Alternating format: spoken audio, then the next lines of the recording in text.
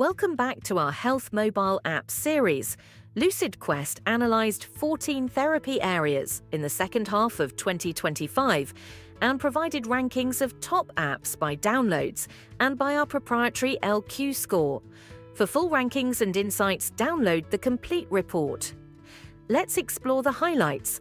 Alzheimer's disease and dementia app ecosystem is dominated by cognitive training and brain game apps focused on general brain fitness rather than disease-specific support, with limited scientific referencing and few validated interventions.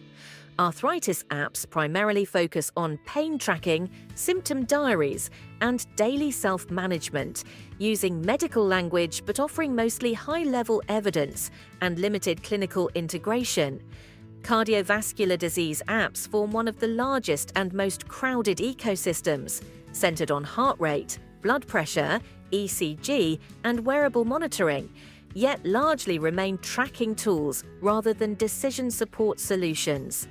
Crohn's disease, IBD, and ulcerative colitis apps operate in a small, medically framed ecosystem emphasizing symptom, diet, and medication tracking to support self-management rather than ongoing clinical oversight.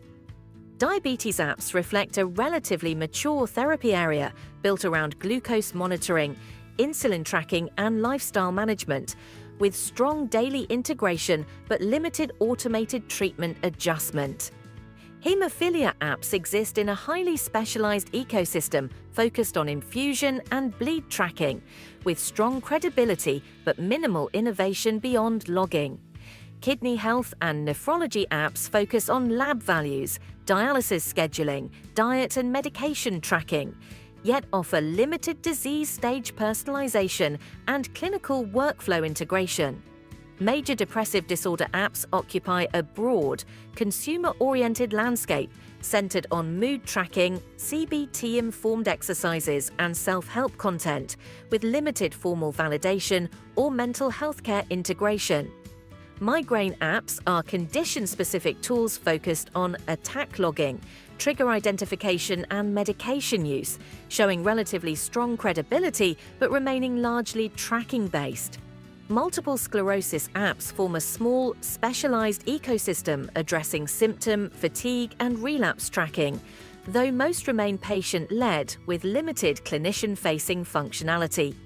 Oncology apps across multiple indications span education, symptom support, treatment organization, and survivorship, but largely function as supportive tools rather than integrated care components. Parkinson's disease apps primarily support symptom and medication tracking, with minimal integration into care pathways. Psoriasis apps are mainly used for flare tracking, photo documentation, and treatment adherence, while validated outcomes and treatment optimization features remain rare. Respiratory disease apps are clinically framed around asthma and COPD monitoring, inhaler use, and spirometry-related features, yet mostly follow a track and report model without proactive treatment optimization.